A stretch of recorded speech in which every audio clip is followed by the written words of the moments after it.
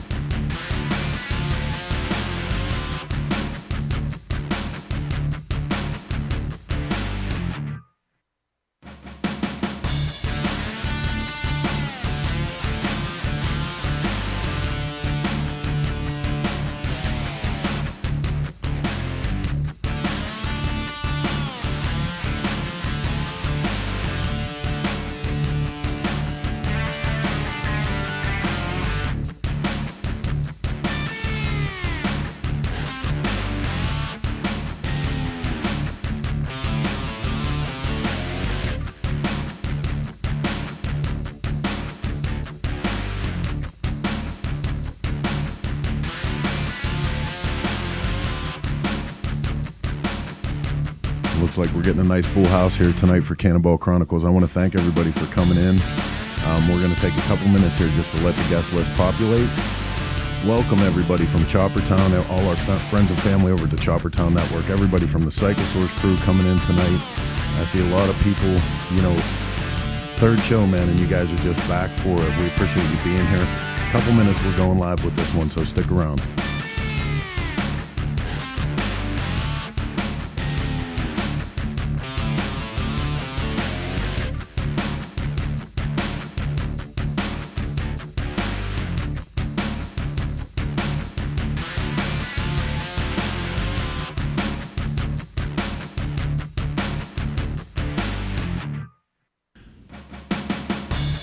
Oh my God, when I'm looking at it actually looks like we might have a motorcycle celebrity here. I think eBay Jake is with us tonight.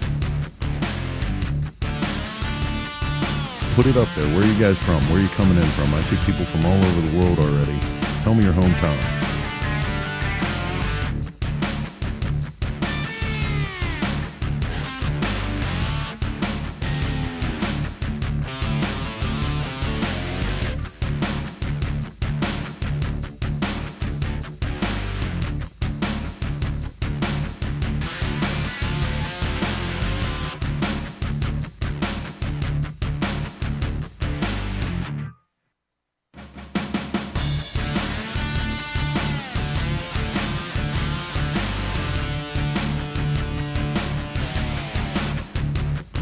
Right on, Columbus, Ohio, Cortez, Arizona, Reno, Nevada.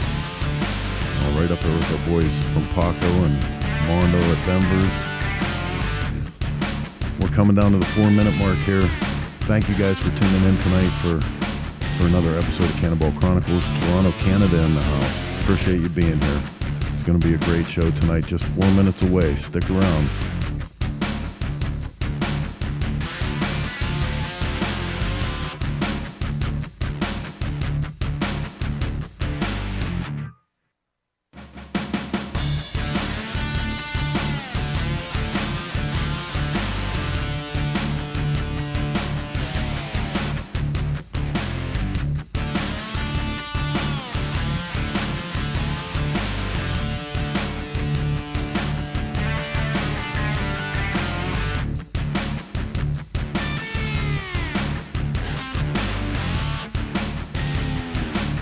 Okay, guys. Well, it looks like we started a couple minutes late, so we're gonna let this one slip out of the station. Now, get ready. Here it comes, Cannonball Chronicles Live.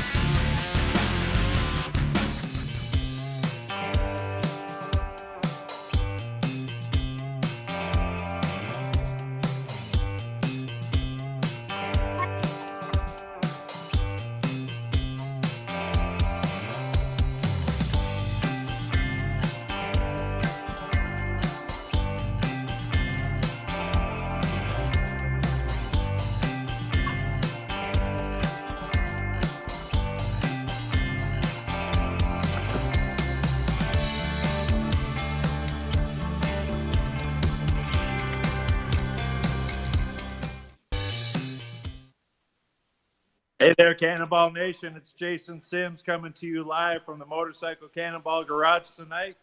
We have a really great show planned for you all. Hopefully you're all tuned in. Batteries are charged, ready to go. We're ready to give you a great, exciting show.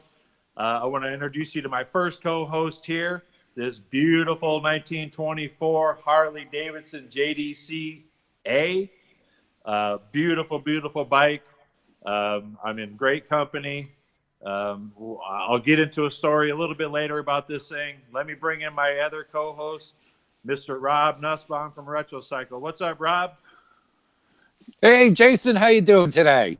I'm doing good. It's been a great week since the last show. What have you been up to? Oh, we had visitors from the West. Well, for us from the West, because we're in New Jersey. So Tom Banks and George Banks came out yesterday and picked up their 1913 Cannonball motor, their 1913 twin. And we had a nice visit. It was really good to see those guys again. We don't get to visit too many people these days, so it was pretty nice. What have you been up to? I hear you've been traveling a lot. I have been. It's been a crazy week. I've actually been out in California for the last week working on some top secret projects. Hopefully we'll get to share more with you later. The weather's beautiful. Been riding. I actually got to take this beautiful 24 Harley through the hills of California, put a few miles on it, work on a secret project. And so, yeah, we're back here in the shop now. I'm going to tinker around a little bit and bring you a good show tonight.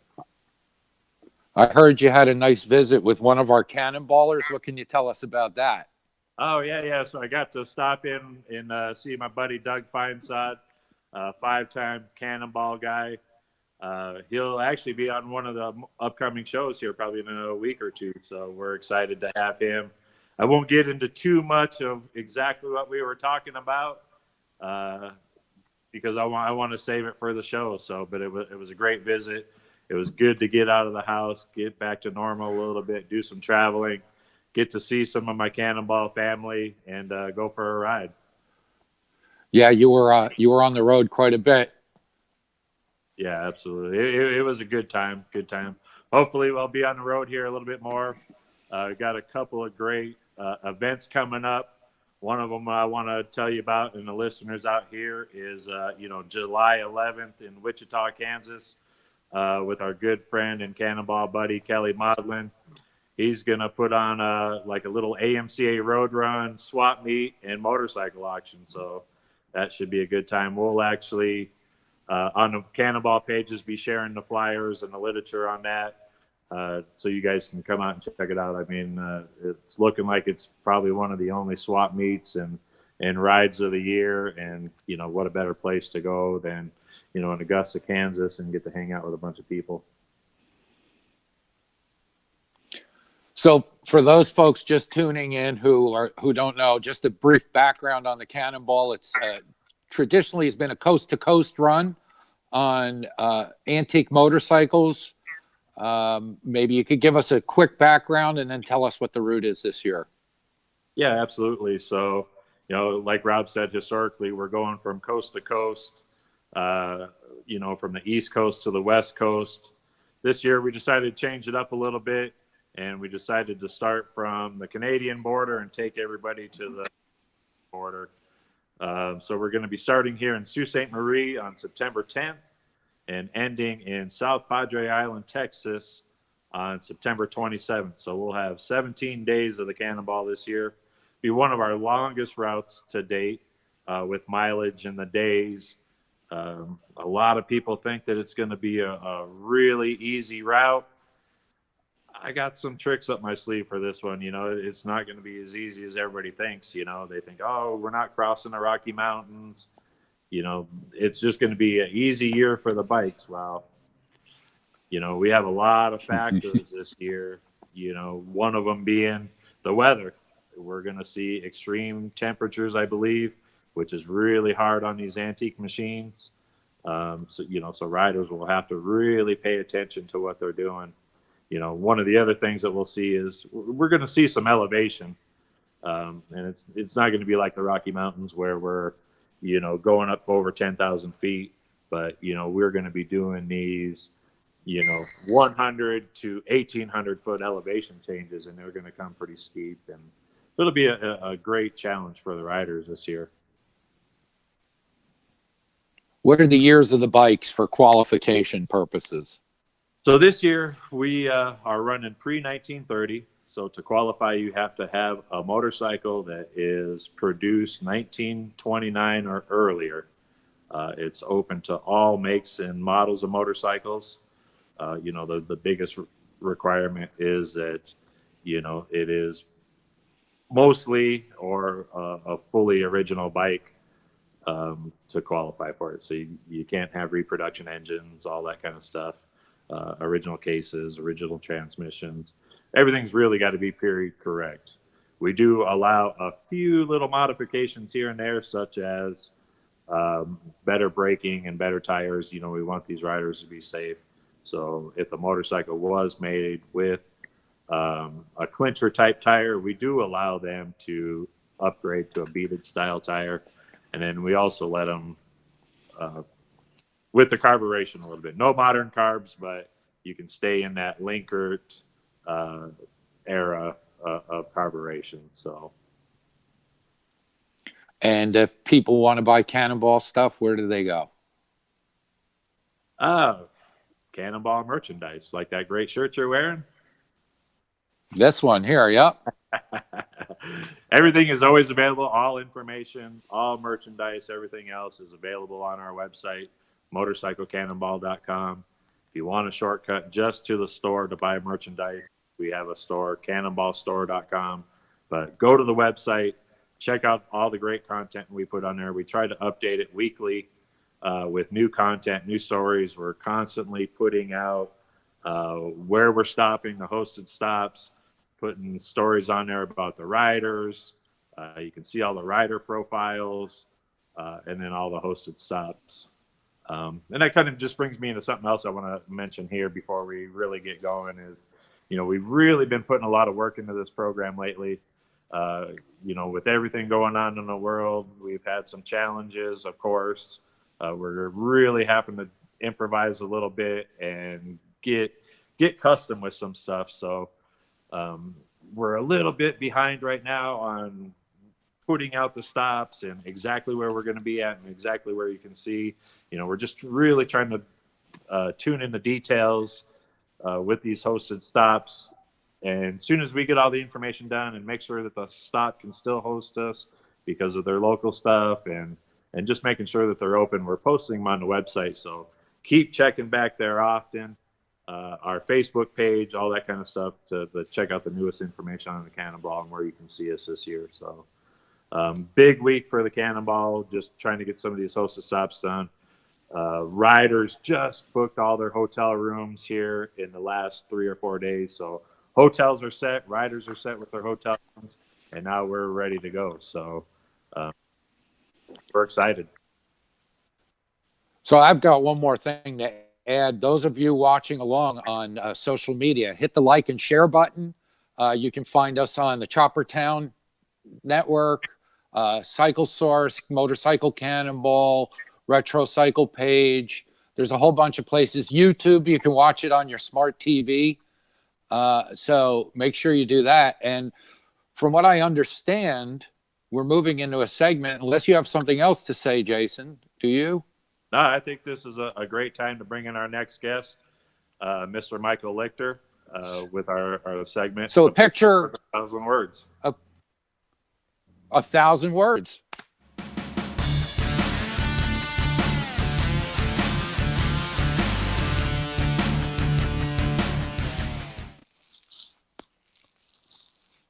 Hey, Michael, how's it going today? Can you hear me? I got you loud and clear. Awesome. A lot better than last week then. Great. Thank you. Looking happy?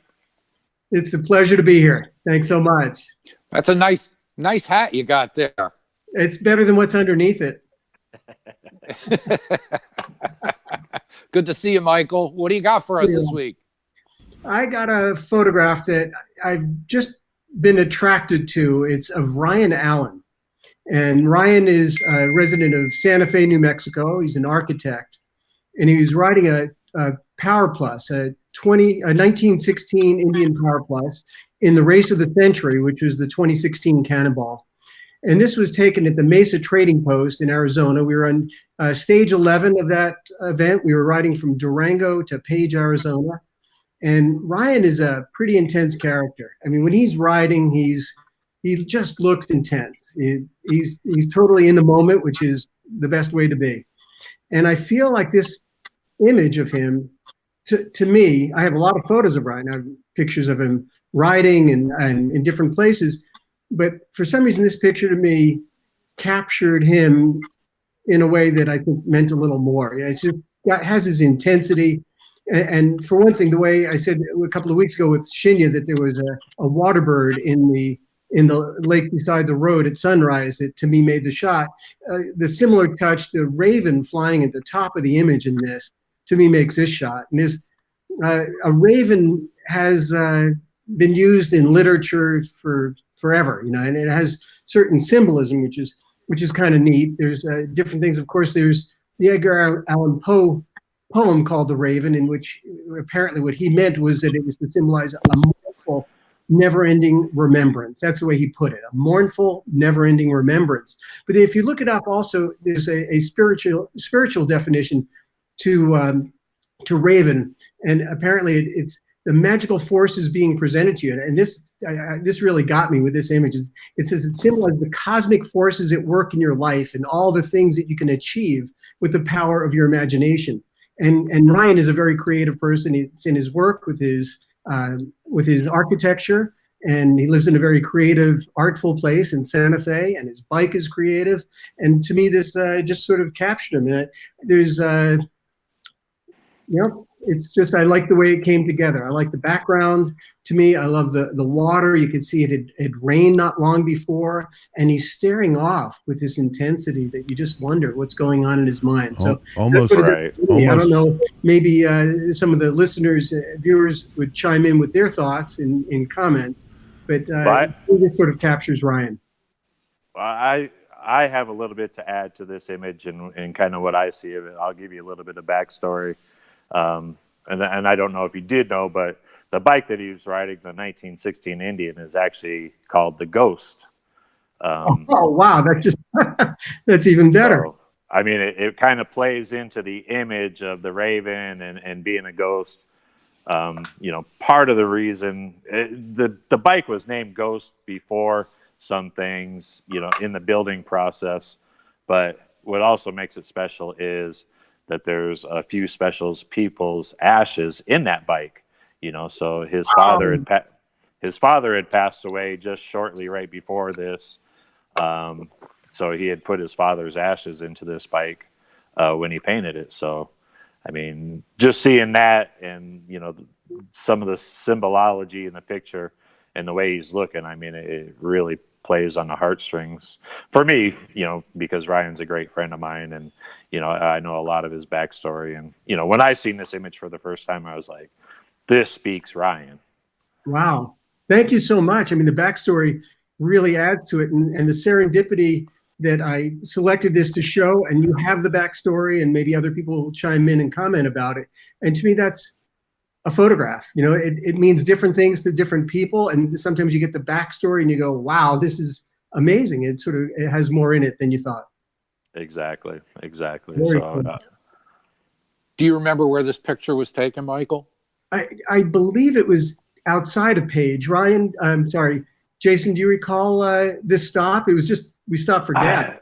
I remember the area. It was like in the Four Corners area of the world, exactly where it was in Arizona, or I don't know, but I know it was in that Four Corners region, and it was in a little Indian reservation, and this was like the only building that was open in that area, and exactly. it was barely open, and everything else was just boarded up and closed and all that. So yeah, for me also, I know it was Arizona, and we had just left Durango, but we were very close to Santa Fe, and of course Ryan's from Santa Fe, and this to me spoke of the Southwest. It feels so Southwest to me. I mean, it makes me almost think of Carlos Castaneda and the trilogy of books that he wrote, and whatever. That's what it does for me. And of course, each person. Michael Lichter throwing down some Don Juan knowledge. Get down, brother.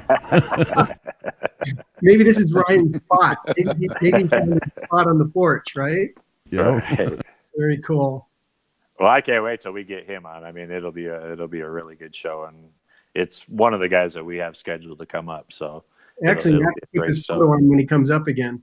Hey guys, I want to butt in real quick for a second because we got some commentary going on from social media. Joe Skaggs adds in that it was a town called Earp, and Ryan Allen says, unfortunately, the station has been demolished. Yeah, no. so this really was a moment in time. History, right? Isn't that what it's about also? History. Wow, it's gone. Very cool. Any more comments there? Everybody's saying I clean up pretty good. Do I look that good this week? You do. You got the going to court look going. Everybody's just digging the picture, and they're really enjoying the show tonight. So good for you guys putting this stuff together, and they're digging it. So thanks for everybody for having me. Thanks for having me. It's really a pleasure to present this, and I so appreciate that you have this audience that's looking. I mean, it's so neat that people. What a great platform that we get to show our work. We get to see other cannonballers and hear what's going on in the world. Excellent. Before we get out of here with you, let everybody know out there where they can see more of your work, website, Instagram, Facebook, all that kind of stuff. Sure. My Instagram is Michael Lichter Photography, and my website is lichterphoto.com. LICHTR, lichterphoto.com. And unfortunately, we're working our way backwards, and my goal is to get the 2014 Cannonball up soon. We have the 2018, we have the 2019 Chase, we have the 2016 Cannonball, but next will be the 2014 Cannonball. I'm working my way backwards. Excellent. And I dig what you've been putting on Instagram lately. A lot of great shots, not just from Cannonball, but other events and rallies. So make sure you get out there and follow them, and for some great imagery. Thanks so much, guys. It's been a pleasure. All right. Thanks, Michael. As always, great stuff. Thank you. See ya. Thanks. So, Rob, are you excited about our guest coming up here? I'm really excited. I wish we didn't have to go to commercial, but we're just going to have to wait, right? Yeah, I hate doing the dumb stuff. I wish we could just sit and talk with our buddies all night and not have to do some of this. But, we got some really great it's sponsors. Always fun. We want to make sure we showcase them, and they're the people that really help us with this show and keep it on and keep it going. So let's do some business. List and a must-see for every Tucker dealer. We hope our new relationship creates a stronger AIM show and a great experience for every attendee. Needless to say, we've been going through some challenging times. Between the power sports market overall and COVID-19, this is an important time for us to work together to build a stronger power sports industry and to support our dealers across the country. In the spirit of Together We Rise, we're happy to announce a partnership between the AIM Expo and Tucker Power Sports.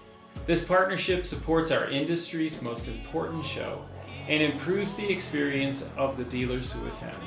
The show in January 2021 will now certainly be the top of every Tucker supplier's list and a must-see for every Tucker dealer. We hope our new relationship creates a stronger AIM show and a great experience for every attendee. Here's a look at what's ahead, and we look forward to seeing you in January 2021 in Columbus, Ohio. It's kind of more back in the hands of the rider. What I love about wrenching on my bikes is the zen. Nothing to me is better than riding a motorcycle. When I'm behind the handlebars, nothing else really matters. Nothing else is on my mind. I'm just clean and focused, and all I want to do is ride my motorcycle. I like racing on dirt because when you race on anything else that's got maximum amount of traction, you're kind of limited to what the machine has to offer, whereas dirt is kind of more back in the hands of the rider. What I love about wrenching on my bikes is the zen. It creates a bond between me and the motorcycle, and it just gives me a chance to unwind. It's definitely my happy place. Growing up on bikes, I've learned that there's a right way and a wrong way to do everything, and you pretty much have to find the wrong way at least once. My favorite piece of gear is my Bell Moto 9 Flex helmet because it's light and it looks super sick. I'm Dan Jacobson, and I'm a Dennis Kirk rider.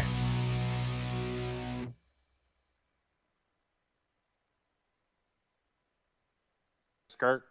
The AIM Expo looks like it's going to be a killer here next year in January. Wish we could be at more shows like this more often. In time, things will get back to normal. I promise you. I'm seeing it as I'm traveling the last few weeks that stuff is getting back, and we'll get to see all our motor family here soon. So, yeah, we can't wait to get back out there and do all this stuff. No, absolutely. We like to do, you know. But in the meantime, we get to do cool stuff like this and get to talk to our friends virtually and see what they're doing in their garages and what they're doing to get prepared. And, you know, I think we should bring on our first guest, Scott Byrd. Sounds good. Hey, Scott. How y'all doing? Good. What's happening? Hey, Scott. Hey, Rob. How you doing, buddy? I'm doing great. Ryan Allen actually just called me, and I had to turn it off because it took out the video feed. I know. He's always doing crazy stuff like that to interject. Yeah. He's like, dude, I just don't have itching time to get right on now. here. Oh, yeah. He is itching to get on. So, let me give you a little bit of backstory for the people out there that don't know Scott, never heard of Scott. He is what the redneck dentist is what everybody calls you, Scott? Redneck dentiste extraordinaire. Oh, there we go. Tell the outside world a little bit about how you got that name. 2014 Cannonball ended up on the short bus. My 31 VL broke down, and as you know, you have to sign the bus. And so I got to sign the bus, and it came to me in a vision.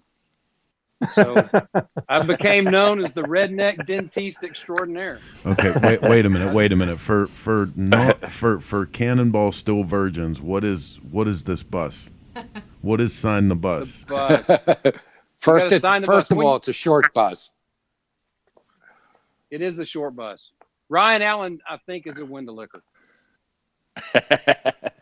Well, I really what think we're talking about here is So we provide a sweep crew here on the Cannonball that for any of the riders that are unfortunate enough to be broke down, we have a sweep crew that will come and pick you up and take you to the next stop. There was a tradition. This is an old tradition that anybody that got in the bus had to sign it. Since then, we've upgraded buses, and anybody caught signing the bus now, is in deep shit with my wife. So that's a tradition that we didn't. But I've still got the short bus. It's an iconic thing. Someday it'll go to some museum with everybody's signature in there, and it just really tells a story when you step inside of it. So. So what do we sign now if you get picked up? Well, you can sign my chest if you want to. Oh, cool. And Jason will always accept a check that's signed. So you can do that. So for the people that don't know out there, it's still the Cannonball Virgins that, why we're calling Scott the redneck dentiste extraordinaire. He is an actual licensed dentist in Arkadelphia, Arkansas. He does have a professional job, and he is a real doctor. So, outside of the practice, what do you work on? I mean, what's your hobbies? What's going on there behind you? This is my 1916 that I rode in 2016. Had a perfect score on it. It was a purpose-built bike for the Cannonball. Bill Redensel saw me and Numo riding. He said, "You guys are making it look too easy." And I mean, we had a great time. We built them specifically to do the Cannonball. Made sure that they were just original enough to meet the qualifications. We made it through tech inspection. Right. So I know that there's another purpose behind your bike and why you built it.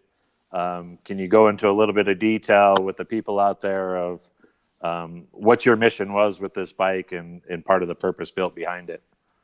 Sure, absolutely. I wasn't real sure the color scheme on the bike, which it's obviously not stock. You can't see it right now because I have the left side tank off right now. But I went with the black and cream with pink pinstripes, and the pink was for breast cancer. And we raised right at $4,000 for breast cancer research with the bike. I've got signatures of breast cancer patients on the tanks. Anybody along the way, we found out they were breast cancer patients, then they signed the bike, and that's something I still do to this day. That's awesome. That's great. That is fantastic. Really it really is. No. No, seriously. on behalf of people that have family members that survive this and struggle with it, like, it's one thing to live one of your dreams and and experience the height of a hobby, but like to combine something like that into this, fantastic for you. Well, Yeah, there's a absolutely. lot of guys that raised a lot more money than I did for different researches and different causes along the way. But I mean, it was just my little part that I was able to do, and we donated it to Carti, which is a local cancer research hospital up in Little Rock. So That's great. yeah, I mean, everybody just gave me a type of meaning. I mean, it really. everybody plays gave me a well. hard time about the pink bike. Well, we thought it was they because said- of a different reason, but Well, yeah. There's a we ain't picture gonna to go go along with that. There is somewhere. Doug Watkey took it. I don't know if it made the highlights or not, but it's sent in. So, so tell us. The people So- of So tell us the what. people of what your- Arkadelphia. Go ahead, Jason. Okay. Go ahead. So anyway, oh, now I lost my train of thought. Thanks, Rob. The people of Arkadelphia. let's talk about Arkadelphia. They know you as what, Scott? You guys are dumb. I I have a lot of names they know me by. Well, you have a particular. Well, besides all the ones that we know, and that we won't say on the air here, but okay, all right. The people in town know you as you have a political position in town. Can you tell us about that? I do, yeah. I prefer the term His Excellency. No, His Eminence. His Eminence. Yeah, any of those. No, I've been on the city board here in our town for 8 or 9 years, and our mayor here had to resign for health reasons. And I got up and went to the bathroom while we were replacing the mayor, and came back, and I was the mayor. So I'm the mayor now. I bet you make a great mayor. It's debatable. You talk to different people. Apparently better than the one they got rid of while you were in the bathroom.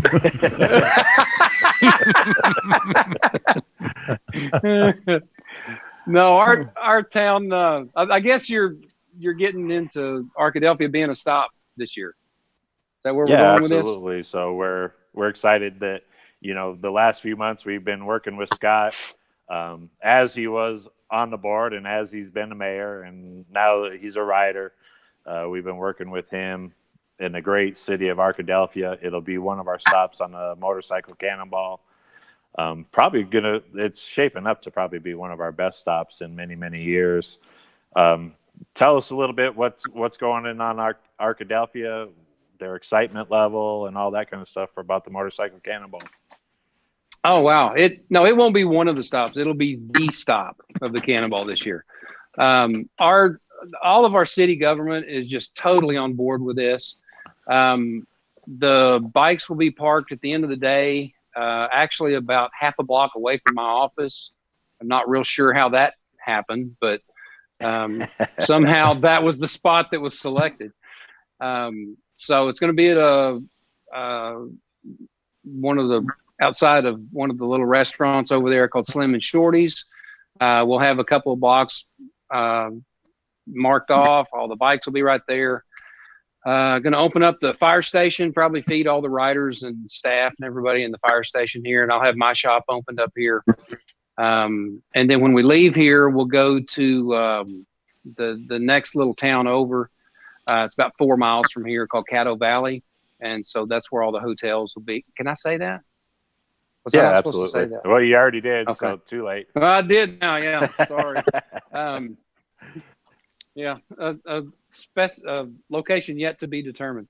No, Caddo Valley is they actually gave us some really nice sponsor money. The city of Arkadelphia is helping out substantially. We've got some other sponsors that are helping us here as well.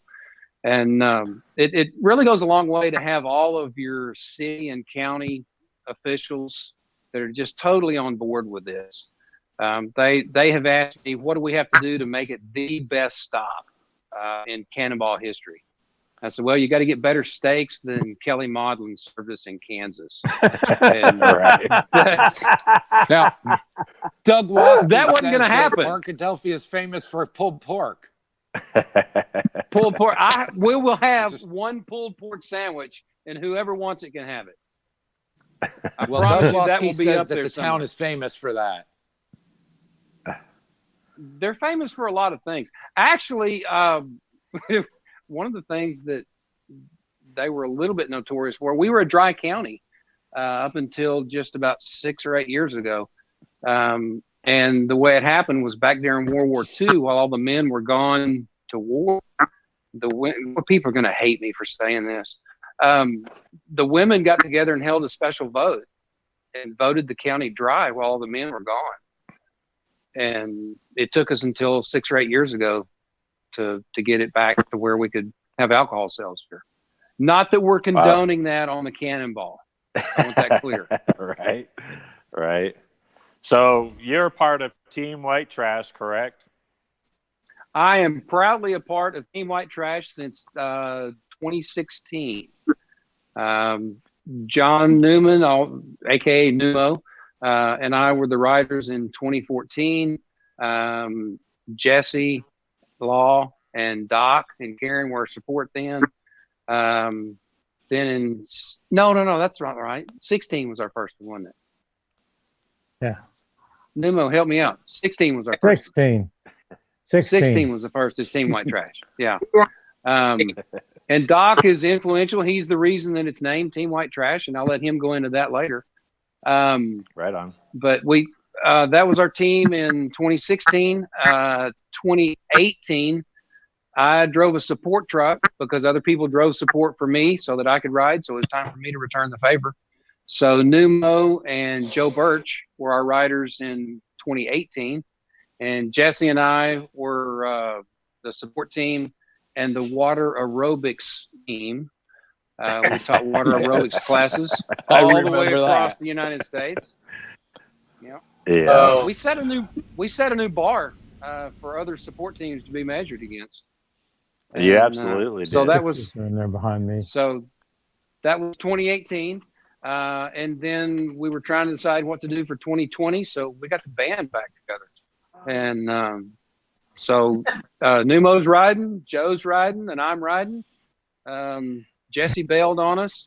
Something about kids and a wife. I don't know. Hey guys, real quick, I want to bring in a question from social media here. It's actually a good question for newbies. Keith Cardell asks, what happens when you run out of gas and the sweeper comes along? A, they fill the bike and dock you points. B, they give you a lift to the next gas station. Or C, you're screwed, they watch you push. Well, that depends on who comes up.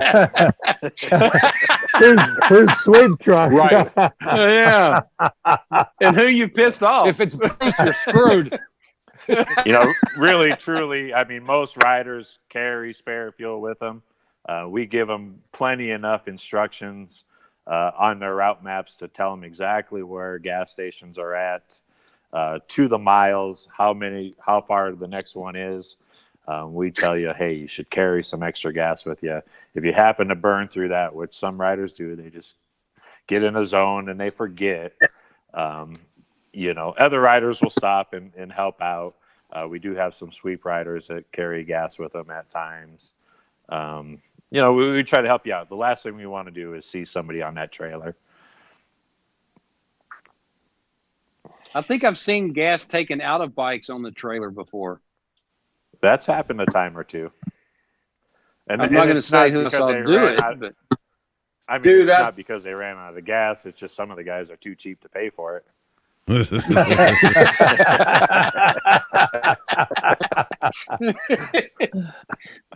So, all right. Well, Hey, we got somebody Scott, we got down there. Go ahead.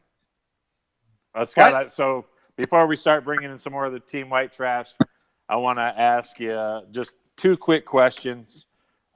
First, what inspired your love for motorcycles?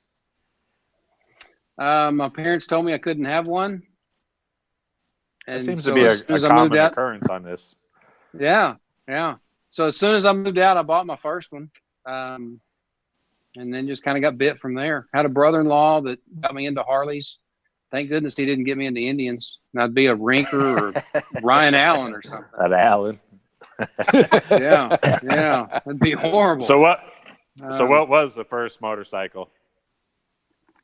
The first bike I had, Suzuki SP400. And then a Honda 400 CM. Yeah. Uh-huh. And then my first Harley I bought while I was stationed overseas, bought it through the PX and picked it up when I got back here. And then eventually got into the antique stuff. Bill Redensel was extremely influential in helping me. Bought a 1929 D model. Had no clue what I was getting into, and Bill was gracious enough to take me under his wing, helped me collect parts for 9 years, and then eventually did the final restoration. Helped me out with it, and so that's kind of where I got bit. I'm not a mechanic. I mean, I'm proof that you don't have to be a mechanic to ride these bikes. You just have to know people that are. I mean, I'm a dentist. I don't know how to work on these things. So, No. What? So how about How did you hear about the Cannonball? Actually, it was through the Carsons. I was going to ride support for the Carson team in 2014. And one of their riders had to drop out. And I just purchased a 31 VL. And Buck, I believe, called Lonnie Jr. and said, "Hey, we got a guy that's got a bike ready to go. Can we substitute riders?" And so they let me. The rules weren't quite as stiff as they are under you, Jason. And damn. he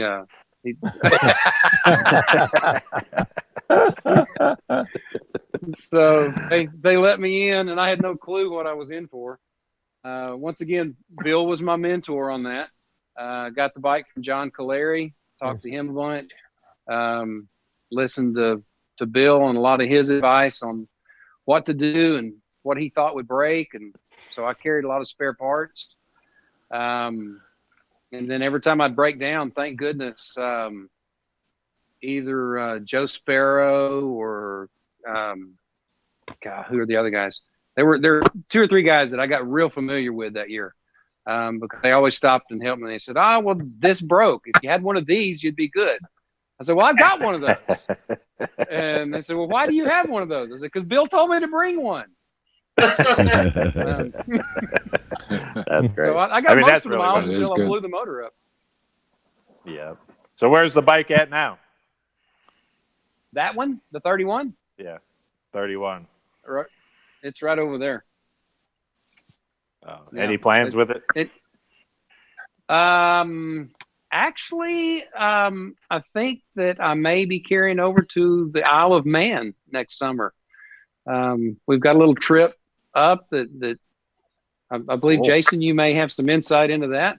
I I've got a think little bit. Doug Watkey, yeah. There's a group that's looking at getting together. I can't say that Doug Watkey is the one that's heading it up because I don't want to get him in trouble with it or anything. But he is. We got. I didn't say it. If you said it, Rob, that's on you. I didn't say it. I'm going to say it now. Get Doug in trouble. All right. So that's the bike I'm thinking about carrying over there. Well, for have you ever known Doug to not stir the pot? I mean, come on. You got to stir the pot with Doug. I was just going to say, especially because he can't say anything. Yeah. Doug was the one that told me about it. All right. Yeah. There you go. Doug's posted it all over Facebook. Okay. Hey, actually, I want to show you something real quick. Because I just went and pulled the battery cover off. We can't do that on here. Yeah, we can. Hey, if I can find the camera. Where's the camera? Wait. Damn, where's the camera? Okay. That sticker right there is the reason that I met Ryan Allen. It says I'd rather have a sister and a whorehouse than a brother on an Indian. Oh. So, here we go. Fighting words. Beautiful. Oh, yeah. Kiwi Mike, I just want to tell you right now, I wasn't responsible for that.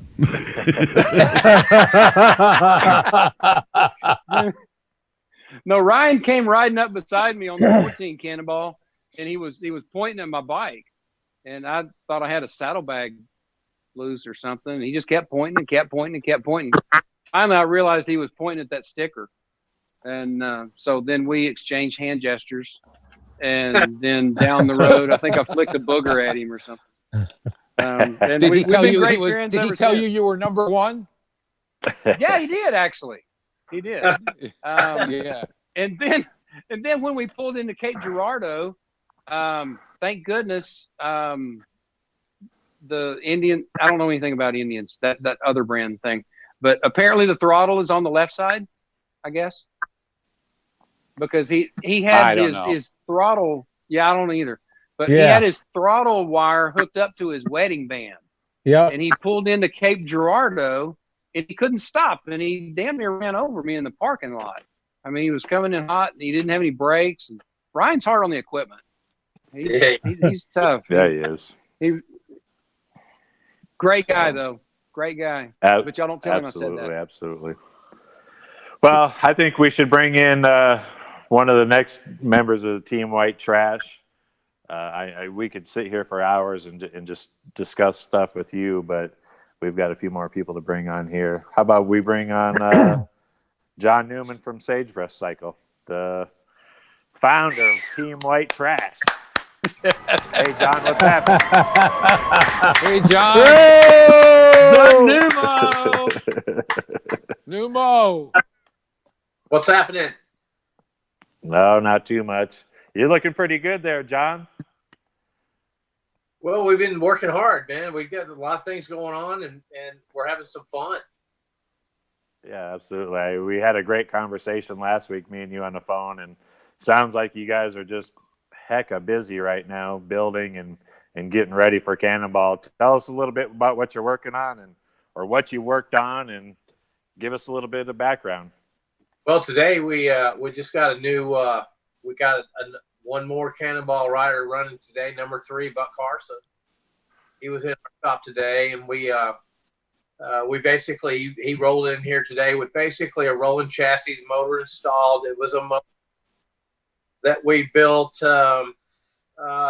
probably around 2014. That's the best guess we can have. It's been sitting on their shelf for all this time, and Buck finally gets this chassis. He's going to put it in there, and basically brought it up to us today to get it running. And so we got it running today, and we're going to probably wind up finishing it up tomorrow. He'll have a complete running motorcycle ready to go on the Cannonball tomorrow. Oh, excellent. Excellent. I've been watching some progress pics with that, and that's going to be a really neat motorcycle. Yeah. Yeah, he's done a lot of work to put the bike together and make it look and run like a modern bike should run, but at the same time carry on that look of the antique motorcycle all the way and represent history well. Right. So what are you working on? Are you doing something different this year, or are you riding the same bike as you did in 2018?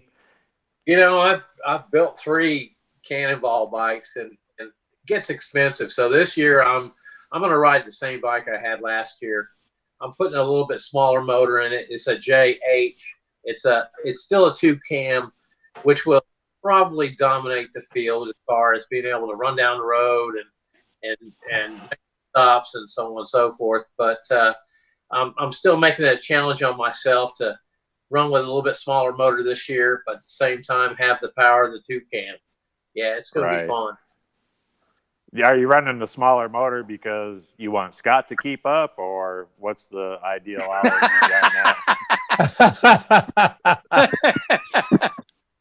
I figured out the Rakers have camera speed to catch us as we go by. So I hear you're building weapons to compete against the Henderson boys. Yeah, we call them the Wolf Boys. And I don't think they're going to be right. I got to tell you, I've been riding, and we've got 800 miles on my bike alone, and I'll show you later. But it's running tip top. I tell you, it can't be much more of a pleasure to ride. The guys that had those things in 1928, they were king of the roads. There's nothing keep up with it.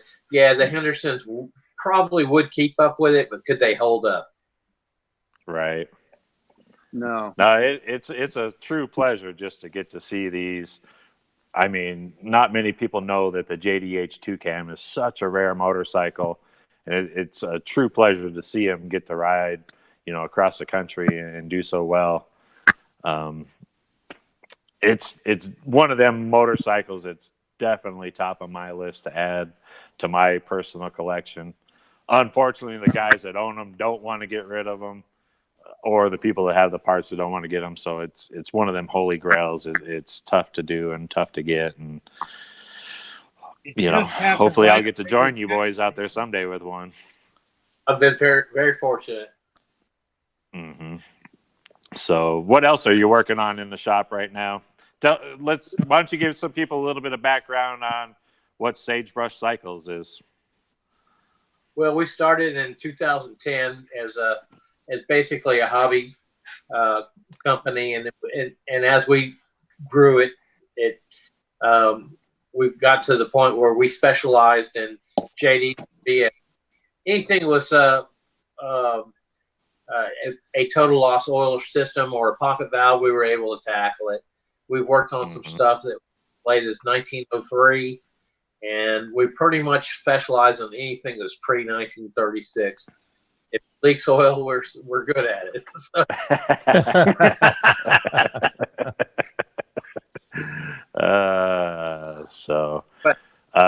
What's the biggest specialty in the shop? I mean, are you guys building full restorations? Are you no, mostly we don't. Motors? We're pretty much an engine and a bench shop. We build a lot of motors, transmissions, magnetos, generators, things of that sort. We don't have the room to put bikes on the lift and leave them there for months, and that's usually what it takes for these restorations. And it's not that we don't do that. We do that, but basically it's some things we pick and choose because of our passion. Mainly, we love to do it. We got one bike. We got one bike in here right now from a customer who's from Mexico, and so we're going to wind up doing a complete restoration on that bike, and he'll wind up being a customer for life, we think. But that's pretty much what we do. So excellent. No, that's great. I know many people that have used your services, totally happy with them. Let's switch gears a little bit to your personal side. How did you get into the hobby of antique motorcycling? Oh, that's a good one because I actually had collected some JD parts back in the 80s, in the late 70s, early 80s. And I career, family, those kind of things, held on to that stuff. And I think part of it was where my background came from my father, where he showed me with a hit and miss engine on an oil, basically an oil patch where he was basically drilling an oil well. And we had to put power on the property to be able to fire up this pumping jack. And it was with this Fairbanks and Morris engine so that's where I got my fascination with the pocket valves and the open push rods and that kind of motor. And so that's where I got completely, totally in fact, JD from a very early time. And so I held on to all that stuff, and in 2010 I basically pulled it out of storage and started doing basically what we're doing in our shop right now full time. What got me basically into the Cannonball, I met Lonnie when he was about 18 or 19 years old, Lonnie Jr., and we became friends. And in 2009, he told me about this idea he had, and at my time in my career, I didn't have any time to give to him or whatnot, but he kept me involved and kept me in the loop basically until basically in 2012 when I met you, Jason. And nice. Yeah, and so that's nice. I've been involved in it since the very beginning, and I've been very passionate, basically staying involved, and I love to ride. I love to build this stuff, and I love to ride. So, it was perfect. It was a perfect match for me. I've told several people in my life I thought this is something that I was made to do. And Lonnie Jr., you, Jason, have basically made that possible for me, and I'm forever grateful. We appreciate it, and guys like you, that is what makes the Cannonball. Which kind of make into my next question with you is, tell me a little bit, because we don't see this very often, that you're a builder for, multiple Cannonball people, but then you're also a rider. Tell me how that plays out while you're on the Cannonball. Well, first of all, we try to do good work, and we don't look over our shoulders a whole lot. And if you do that, then you don't have a whole lot to worry about. Most people are very grateful for the information, basically, that we've given them. Services are one thing, but at the end of the day, everybody seems to respect the fact that I'm a rider, okay? And because the Cannonball falls in September, it's on my birthday, and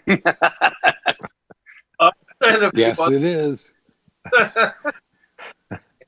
Well, you know what? It doesn't seem to have too much of an impact. I'm still there for everybody that we've ever helped. And if I have the time, they know I'll give it. And if I don't, then you know, I'm riding my own Cannonball.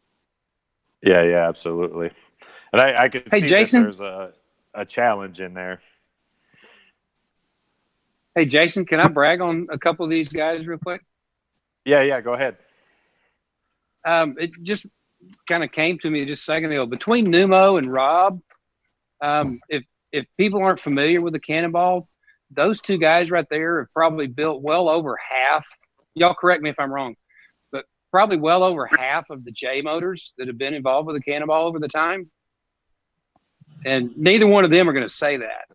But the two guys we got on the show tonight are two of the premier guys in the country as far as the J motors are concerned. I mean, there's a lot of other great builders out there. I don't want to short anybody else, but these two guys on here tonight are two very humble and very good, I mean, exquisite engine builders. No, you know, Scott, to play on that, I mean, they've really put a lot of time and engineering into these things, and to figure out how to make these things go across the country with zero to little problems.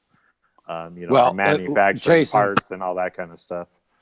Yeah, let me interject here. John and I have a very good relationship with each other, and we are actually co-manufacturing parts to make these engines better. And John and I talk quite a bit, and he and I go in partners on getting stuff made to bring these engines up to speed. So there's not really competition here with us. We're very good friends, and we work together, and I refer people to him. He's referred people to me, and it's a small community, and it's really been nice working together with John. Yes, I absolutely. I bet it is. So I'm never going to say anything nice about the two of y'all in public again. That was it. Y'all are done. And you are. What's your name again? What, Carson? Hey, Mike Carson. Yeah. John, you supplied us with a video. I'm wondering if Chris Callan can roll some video for us, and then John, you could talk to us about it on the other side. I do believe Bird's got us a police escort. Yeah, we're rolling into Arkadelphia. And well, at the beginning, before this video started, we thought we were getting arrested. Is that because you had Scott with you? No, 4 or 5 cops around us. It's like, follow us. And finally we figured out, oh, there's Byrd. And he's out.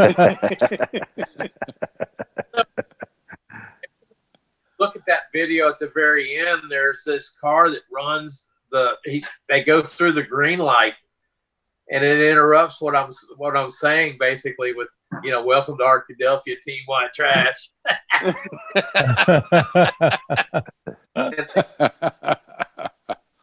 That's scary. I mean, I see that silver car go through the intersection. I'm like, holy crap! I think they're gonna get him. So,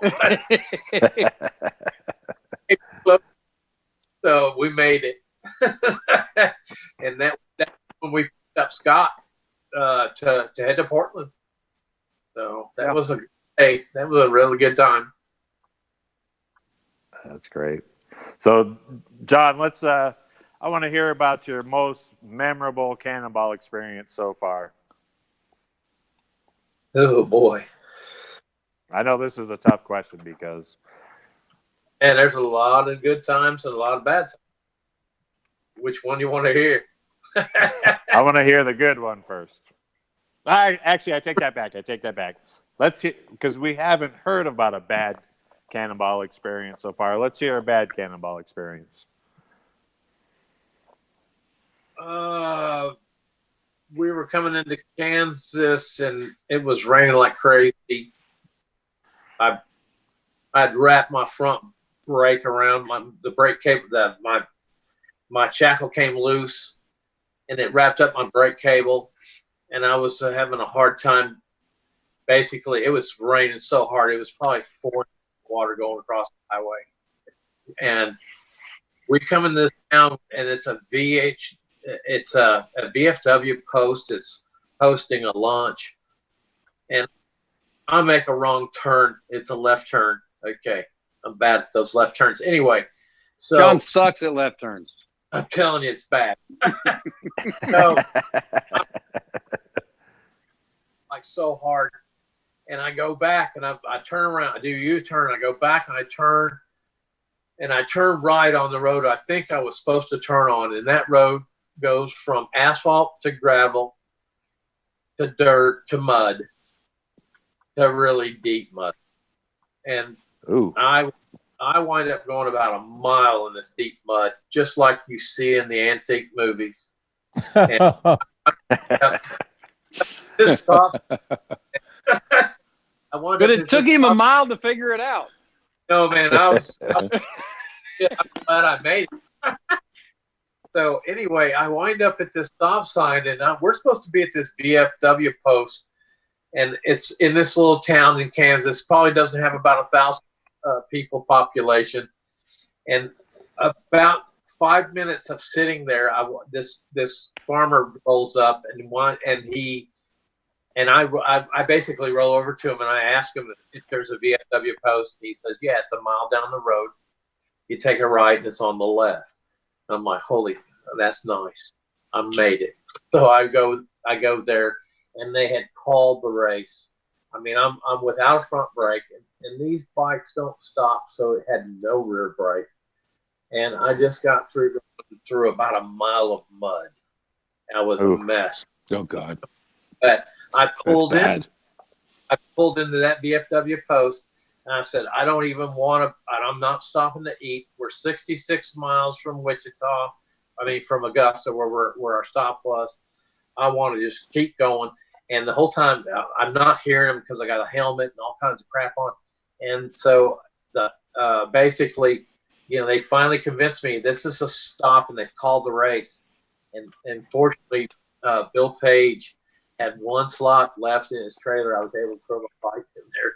And we rode in. After the sun came up, it was actually nice. But that was one of the worst times I remember on the Cannonball. Yeah. And it wasn't over because, excuse me, after we got through with the meal, the hosted meal, we still had to go to work, and we worked until about midnight, fixing my stripped out brake backing plate. We've had to put a needle, and that's a whole nother story. We went to this high school. It was a high school shop class that night. And we actually got the work done in a little town right outside Augusta. And we wound up not even about midnight that night. So that was one of the hardest times I can remember. And the rest of the time, it was pretty fun. Uh-huh. Well, actually, that day, too, and it kind of ended up being a special day that day after you think about that, because we ended up at, fellow cannonballer Kelly Maudlin's place in Augusta, the Twisted Oz. He's had one of the best stops that we've ever seen on a cannonball, with just the hospitality of the city and everybody that was involved with the museum. So, it turned into probably kind of a good day that day. And then your experience with the high school and all that, and that's the kind of stuff that you see on the Cannonball. You'll have real lows like that, and then you'll have big highs, either from the ride or from the hosted stops or the community that comes out and sees you. That's right, Jason. When we were on our way there, it was hell. but when we got there, it was heaven. Exactly. You're so poetic. So, I want to know, before we bring on some of the next people, I want to ask one more question. Maybe two. We'll see where this one goes. So I want to know about your first motorcycle. Mine? Yep. I was 11 years old, and me and my buddies from the neighborhood, we got an edger motor out of the trash, and we made it. We modified a Swin Stingray bicycle, and with the help of the Western Auto Parts store, we basically put a bike together. Had no brakes, but we could still go. Oh, heck yeah. All right, so this leads me to the last question before we bring on the next person. Team White Trash, what is your next motorcycle? Ooh. Oh, come on. Cricket. I hear cricket. Is Midge listening? Let me get through this one first.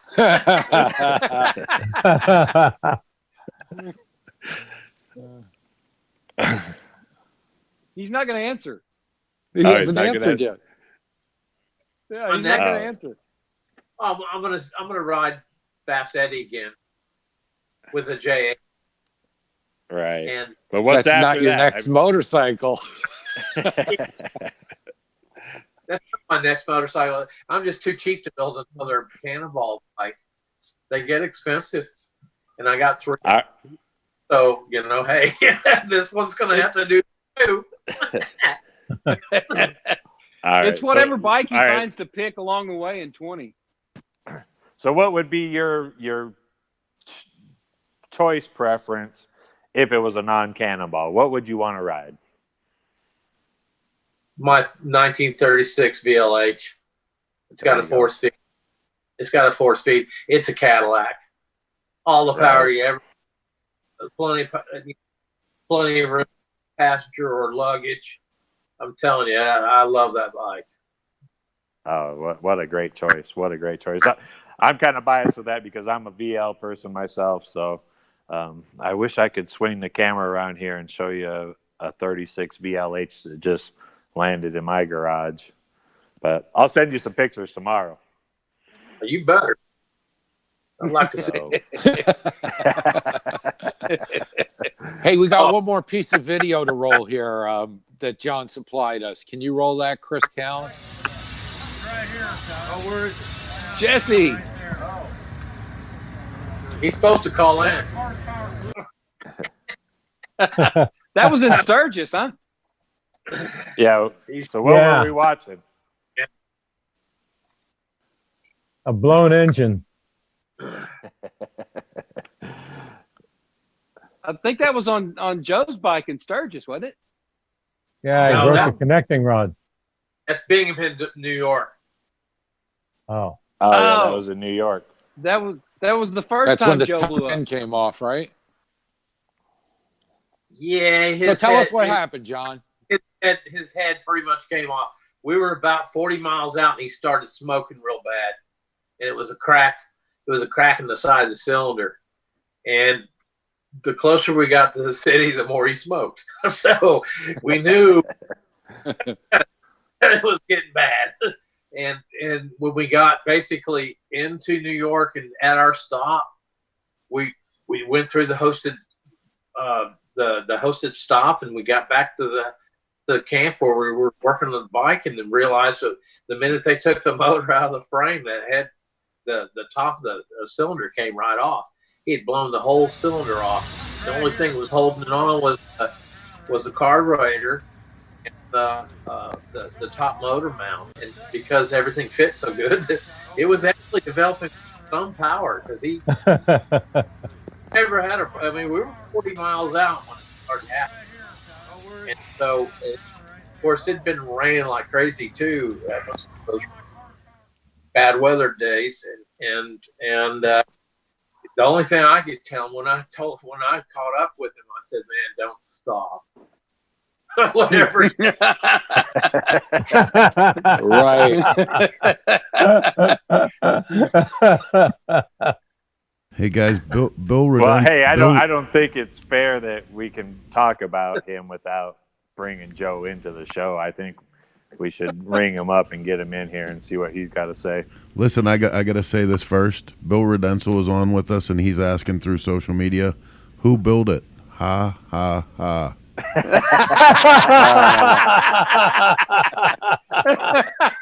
No.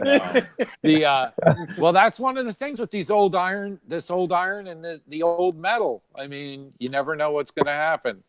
You could be the best builder in the world, and he never lost a mile. Okay, I'll remind you, we got her done. He didn't lose. Yeah, you did. Yeah, you did. That was great. Hey, that I was think a great it's story. I think we have to take a quick break, but then we'll bring Joe in on the other side. How's that, Jason? I like it. Let's do it. All right, so we'll be back in a couple minutes.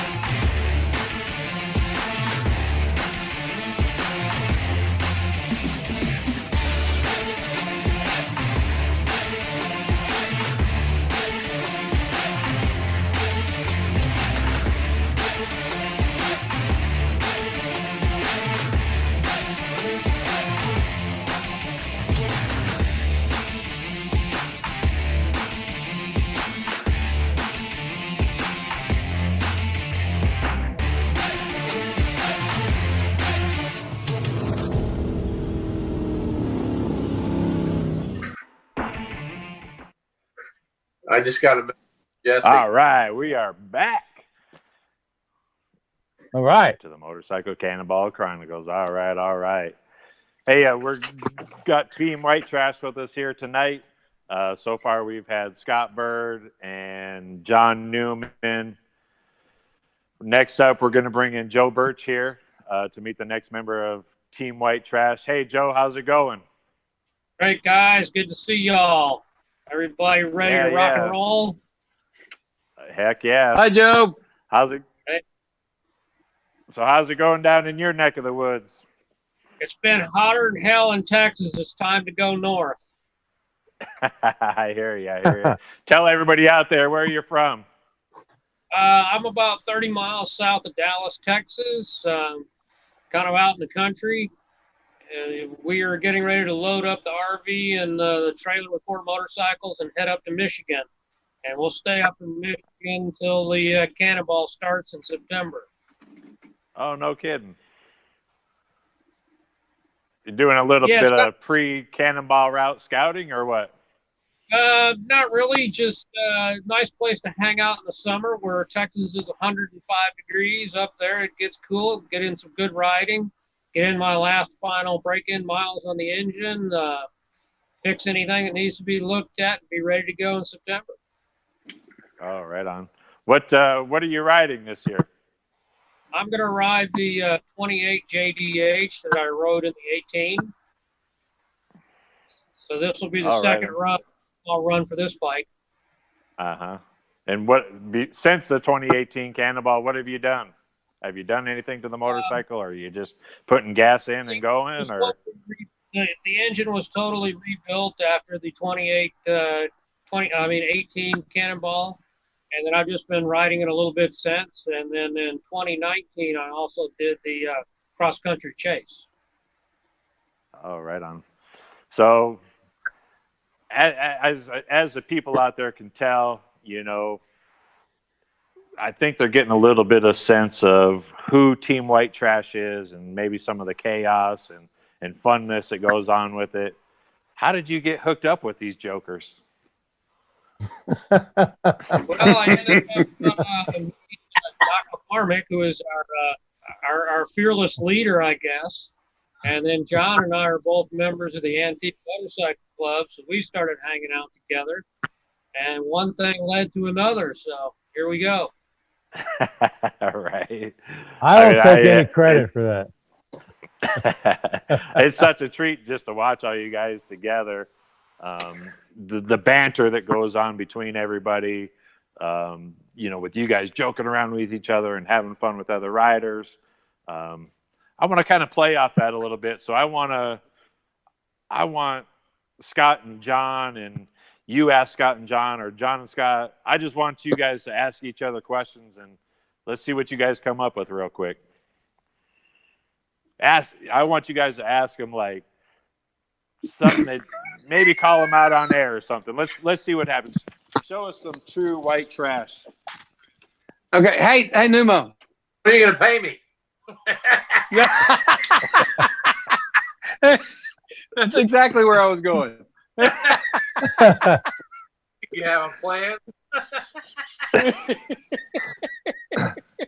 Where's Jesse? Yeah, Jesse. So it looks like we brought Doc and Karen in also on this. Part of the reason why Team White Trash started was because of Doc, and part of his going on in Florida, from what I'm understood.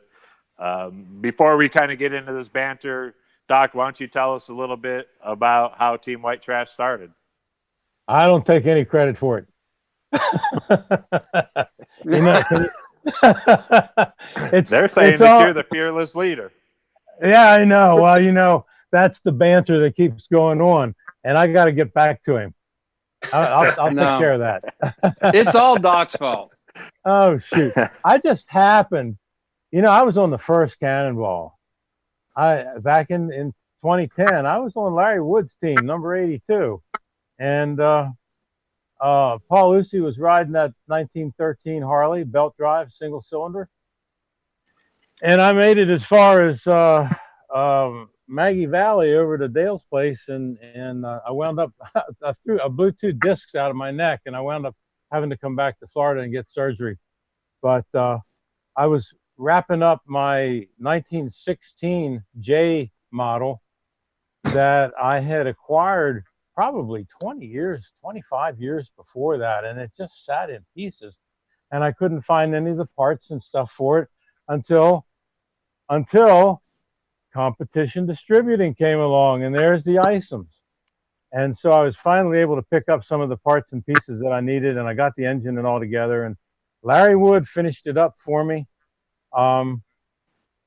We have a campground for Bike Week in Lake Helen outside of Daytona.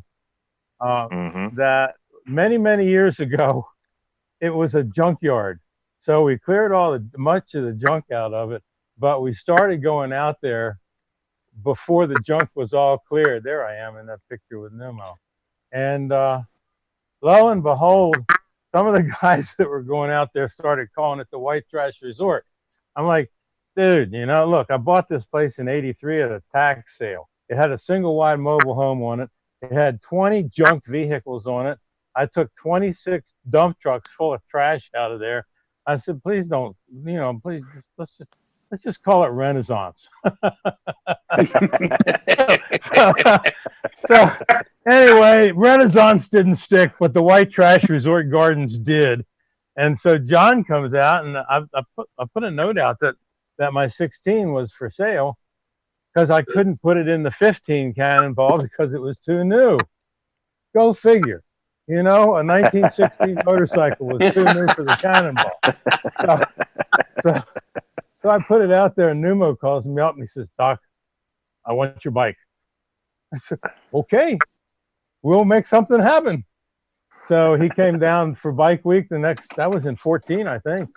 And we did the swap. He got the bike, I got the bucks.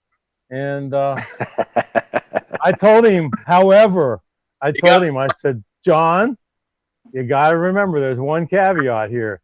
I go with the bike. And that's how I became part of it. I'm like, John, I said, John, what are you going to call the team? Like Team Sagebrush or something? And he looks at me and says, Doc, no, it's Team White Trash. I really like that name. I said, come on. No. He said, yes, I really like that name. And I said, okay, so it's Team White Trash. I want Team White Trash. That's good. So my first year with the team was in 16, and I drove the support truck with Jesse. And then 2 years later, Jason was good enough to have me come on as staff, and I did medical support. I'm a medical doctor. I'm a neurologist. I'm retired. So don't ask me any neurology questions. Until you're on the Cannonball, and then it seems like everybody has neurology questions to ask me. So, but Vicky Sanfilippo is part of the health and wellness. She is the one that was the primary health and wellness person, and she was very excited that we would have a couple people. And my wife Karen rode with me last time, and so I mean we would do everything. We'd stop by the road if somebody's broken down. We unless it was John. I passed up John and Joe, the last one, and I looked at him, and I waved to him. I got back to the hotel. They were both on the side of the road. I got back to the hotel feeling kind of bad about it, but I knew that I wasn't supposed to be able to help my teammates, and I wasn't a teammate at that point. I was staff. And John looked at me and says, "Thanks a lot, buddy."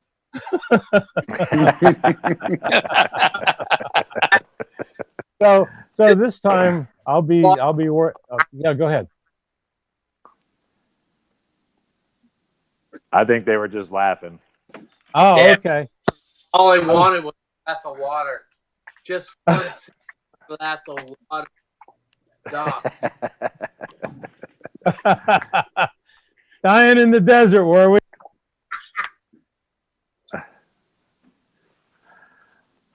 How come Scott's being so quiet? My dog got loose and came in here to see me. He passed out. I'm still standing. My dog came in here. Still standing, didn't make any difference before, Scott. Yeah. Oh. We have such a great time. I want to hear. Yeah. I want to hear Scott ask Joe Burch a question. Ask Joe Burch a question. It could be non-Cannonball related, whatever you want. Open to you. You ask him a question. I want to know if he's replenished his stock of Fireball yet. Well, the liquor store is on the stop on the way to Arkansas. When we leave Texas, we'll be stocking up on everything as we go north. Excellent. I'll make Excellent. sure to have a bottle with your name on it. And I don't want any more Fireball. No Jägermeister either, right? I wish I would. I just thought about this now, and I wish I would have uploaded this. It's probably one of the funnest pictures that I still have in my phone of the 2018 Cannonball. I think we were like the night before the last stop, parking lot in a VFW parking lot. You remember this, Scott? With Team White Trash, what you did to one of your own white trashers? Oh boy. Whatever you're talking about, I do not remember drawing a mustache on Jesse. No.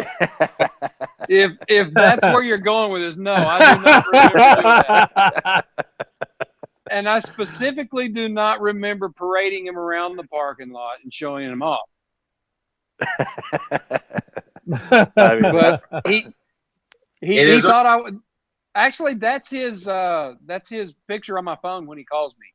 Is him passed out in the chair with the Mario brother mustache on.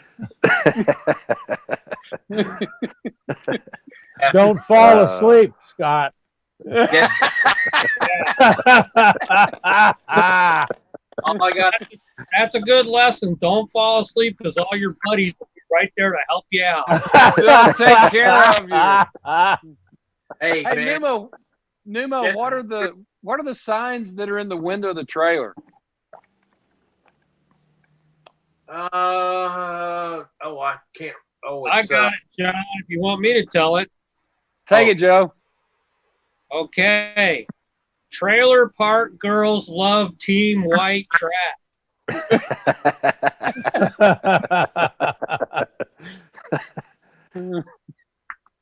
So there's got to be a story behind this, or let's hear it.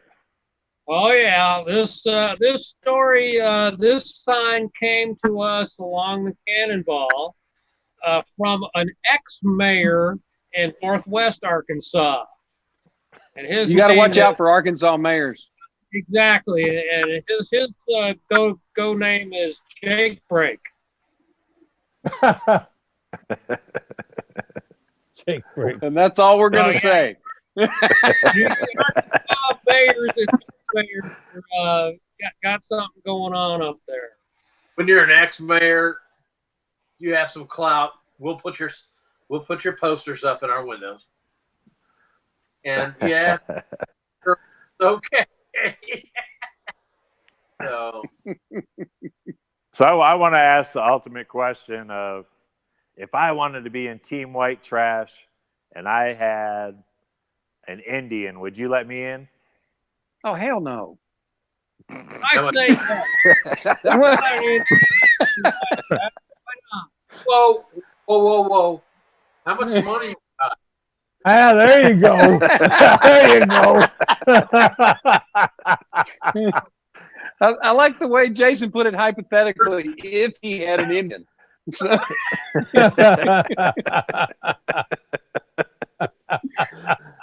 Dang. Well, I guess that answers a More than lot of just questions. motorcycles and to get into Team White Trash, though, Jason. Say that again. It takes more than just having an old motorcycle to be able to get into Team White Trash. I could see that. It's, I see the brotherhood in it. You definitely, number one is probably you got to have, a sense of humor for one. Got to have fun. Really good start. yeah, we got Gotta be two able to new support drink. guys this year. You got, Hey, listen, wait a minute. and One of the guys drew a mustache on the other guy. How do I feel like the initiation would involve tighty whities and a paddle? We don't wear underwear. Well, now it's getting worse. Let's get right down to it. we So do one of the have most two new memorable support things with people, Team though. White Trash is one of their actual sponsorships that they had. Scott, tell us about that. The wisdom. We have sponsors. oh, The Oh, the wisdom. wisdom. a wisdom story. The wisdom. Okay. So we were getting ready for the 16 Cannonball. And am I still in the picture? Because my frame's showing up weird. Am I Yeah, we still don't in want it? to see you. Just want to see that bike. So Yeah. Okay, I'll just that's tell you not about the wisdom. important. Tell the story. Okay. I've actually got a wisdom over on my workbench somewhere. We were getting ready for the 16 Cannonball, and Jason made a comment about everybody being excited on the boardwalk, ready to leave Atlantic City. I said, yeah, I'll be the guy that has to go take a whiz right before we leave. And so Jason, being Jason, finds this website for a device called a whiz. And, everybody just kind of laughed it off. But me being me, I followed up on it, and I called the dude. I said, hey, we're doing this Cannonball run. Explained to him what it was. We're Team White Trash, and the wisdom is a perfect fit for Team White Trash. And so if you can imagine a 4-foot-long condom that's open on both ends, and you put one end on like you normally would with such a device, and then the other one you run down inside your pants leg, and you can tack it to the heel of your boot or whatever you want to do. And then you just take care of business as you're standing around or riding or whatever.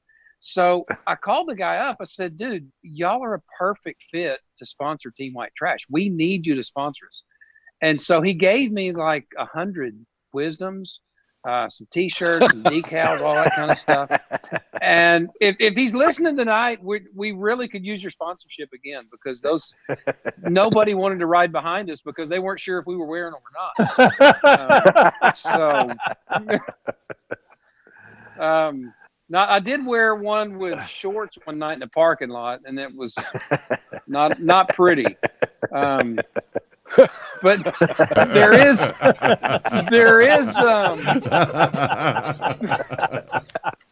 there's an installation issue with these things, though, and I need to talk to him about this, because and I'll try to be as sensitive as I can, because I'm sure there's probably young children listening to this program.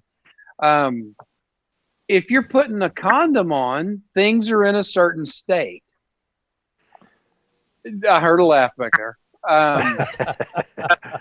When you're putting a wisdom on, hopefully things aren't in that state at the time, which makes installation challenging. So being Team White Trash. Pool? No, but I had Jesse. So I called Jesse into the trailer and said, Jesse, I need a hand. He said, what are you doing? I said, I'm putting on my wisdom. He said, I am not coming in. So I think there's an opportunity for an accessory kit here with a shoehorn and a small pair of suspenders. Installation kit. So everybody go to wisdom.com. Tell them Team White Trash sent you. We need our sponsor. WHIZ. WHIZDOM. Man. And this is the kind of stuff that is on a daily and hourly basis coming out of Team White Trash. I mean, this is why they're so fun to hang out with. Hey, Jason, they are on one of our stops during the 2016 Cannonball. We wound up in a hotel where we were overloading the parking lot, which we usually do, and the fire department came, and we stopped them, and they basically listened to us, and we gave them the spill about, hey, have you ever been in a fire and you had to go?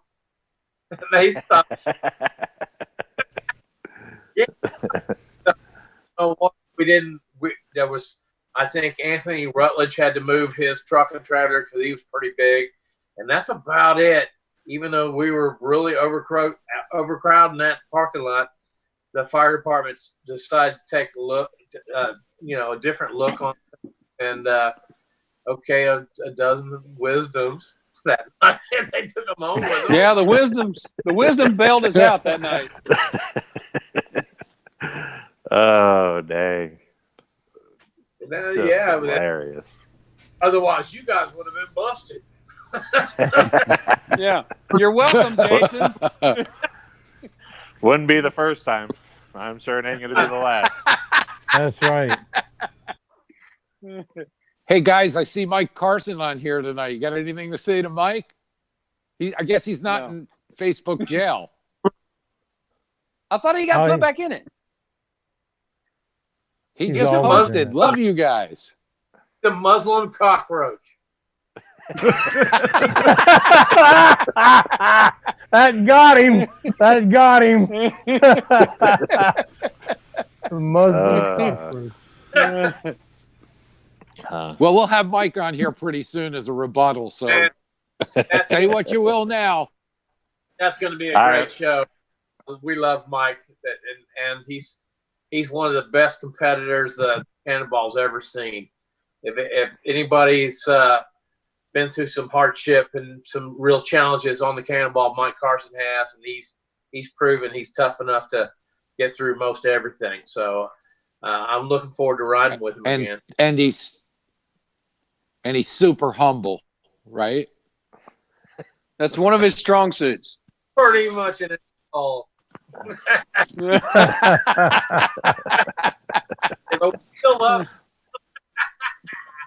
We still love Mike, even though he says he is in Facebook prison.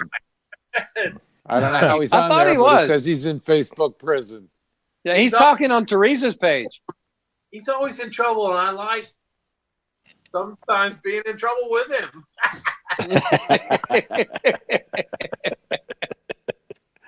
So speaking of trouble, I mean, what's the trouble between now and September? What kind of trouble are we going to see you guys in?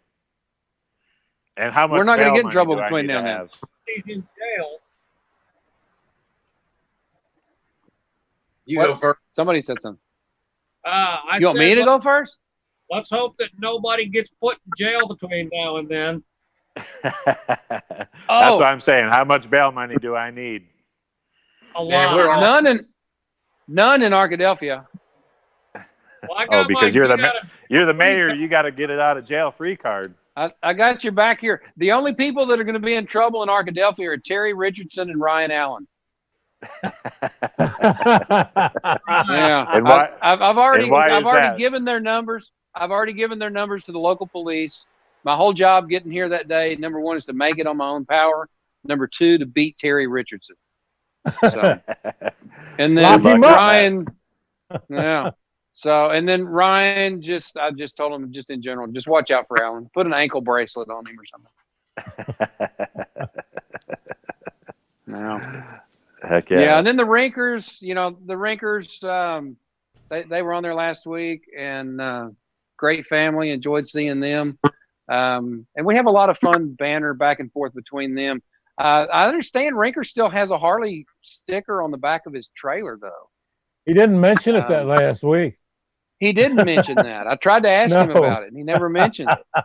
Yeah. Hey, but you know what the craziest thing is? He just sent me a picture that he bought a Harley yesterday. He's never off, did he? That's what I thought. I was looking to see if it was April 1st or not, but it wasn't even close. Photoshop. Gotta be. I don't know. Maybe you I guys got are a Harley. Look. I tried to. Hey, if I love the Rinkers. They accused me and Newman on 16 of pulling off on the side of the road and letting them pass us so that we could pass them again.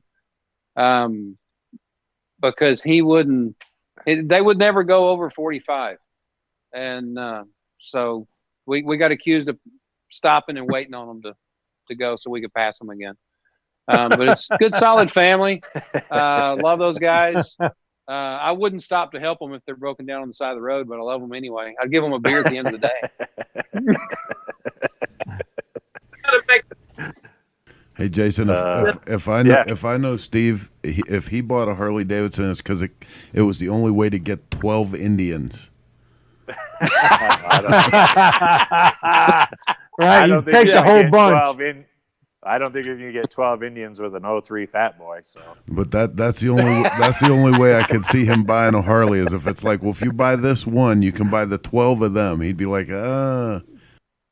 He probably just bought the bike because he liked the name Fat Boy.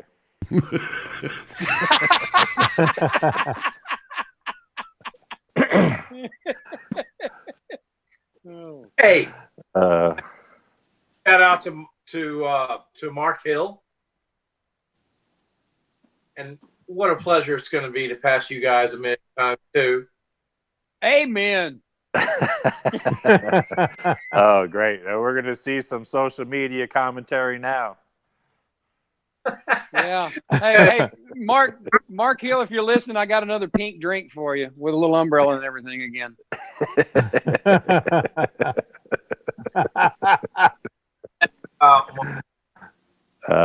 Hey, Robbie, you got any questions with these guys before we kind of wrap it up for the night? Hey, I think we actually there's some pretty bad storms going around in the Northeast. I think we may have lost Rob due to one of those, so we're waiting for him here for a second. Oh, no kidding. Yep. Is New Jersey going to get blown off the map tonight? They just came into the studio to tell me there's like crazy storms coming through. Oh wow! Oh, really? Hey, Jason, I got a question for you. Okay. Our first day leaving up at Sault Ste. Marie, are you just guaranteeing clear weather for that first day across the bridge? Or Great bridge. Real there, Scott. That's a no-brainer. It's probably gonna rain.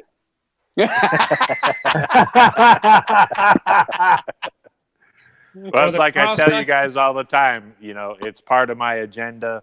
The weather I throw at you, I can't tell you. And I can't put it on the route map either. It's just one of those booby traps I send you guys. So gotcha. You have to like just when be you tell there us to there find will out. be no dirt roads. Yeah. It's like when you tell us you're on a dirt road, you're off course. But then there's 40 of us on a dirt road. We're not all off course. We don't. So how do you guys feel about, have you done any research on our first day yet, crossing the Mackinac Bridge? What's your feelings on that? I mean, Joe's already experienced it, being on the cross-country chase this last year. But you think your JD will do any different? 2019, when we came across the bridge, there was more water coming down on top of us than there was underneath us. And we were going south across the bridge, and there was 1,000 ant tractors going north. That was a pretty cool show, all in the rain. That's all part of the agenda. So how does it compare with the Cannonball Bridge, the Wabash Cannonball Bridge that we rode over? I know it's a lot longer, obviously. It's a lot higher, a lot windier. But it's an easier ride than Wabash Cannonball Bridge. I hear we can pay somebody to ride our bikes across there. They actually do have tour guides there that, if you want them to, they will ride your bike across. Do we get penalty points for that? Wow, yeah, of you get course. those miles deducted. He's off. You have to wear pink panties that night. Oh, there you go, Scott. That'll go right in there with the big motorcycle. There you go. How do you know I don't wear them every night? You should call Jesse. You just told us that you don't wear underwear, though. Stand up and talk. Tell us right now. So wait, we can't do that. This is a possible children watch. All right. We've had a lot of Jason, fun here tonight. Go ahead. Jason, I just want to tell you thanks for all the work that you and Leanne do, picking up Lonnie's vision of everything. And Lonnie, bless his heart, has no idea what he started. Absolutely. And I just thank you and for all the people, all the support guys, all the Cannonball support people, guys and gals. There's no way we could do any of this without y'all. I got a little taste of that last year riding support. And you just went swimming. Yeah, it was an aerobics class, Doc. We wasn't swimming. We were working. Jesse and I were working. I saw you on a paddle board. It was a paddleboard aerobics class that day. But I got anyway, pictures. Jason, thank you and Leanne especially, and all the Bruce and Kurt and Doc and Karen and Vicky, and who am I leaving out? I know I'm leaving a bunch of people out, but you got Cole and Felicia, Cole, and Rebecca, Vicky, all the guys and girls, all that support crew. I mean, there's no way that all this could happen without all of everyone. And so I just want to say thanks to all of y'all for doing it. Amen to that, Scott. Amen to that. Yeah. Amen. And I look forward to seeing all the Cannonball family again. Yeah, absolutely. Just a few short months out now. I mean, it's really coming together. Business is normal. We got some really great stuff planned. I think, this is probably about the time that we can get safely out of here now. I want to thank the whole White Trash team for coming on tonight. It's been a pleasure. We could go on for hours and hours and hours, but I want to save some stories. This is a team that I want to bring on right after the Cannonball, get their vision. Heck, maybe we'll even do something while we're on the Cannonball with them. Let's leave some stuff for next time. Thanks again, guys. Thank you, Jason. Thank you, Jason. Hey, Jason, we'll see you down the road. Thanks, guys. Before I get out of here, I just want to do a couple thank yous. Huge thank you to all the crew at CycleSource Magazine. Chris, Heather, and Missy, you guys are the bomb. Thanks. These guys, the hard work that they put in and week out to make this happen, truly indebted. Thanks to some of our other sponsors, RetroCycle, my partner here, Rob Nussbaum, some of our other sponsors, Law Tigers. I can't even think of them. I'm still laughing inside from having Team White Trash on. Check out us next week. We have a really great show coming up. Social media, hit us up, follow us, like us, share us, hate us, whatever you want to do. We just want to bring Cannonball and the content to you. Again, thank you. That's all I have. We'll see you next week.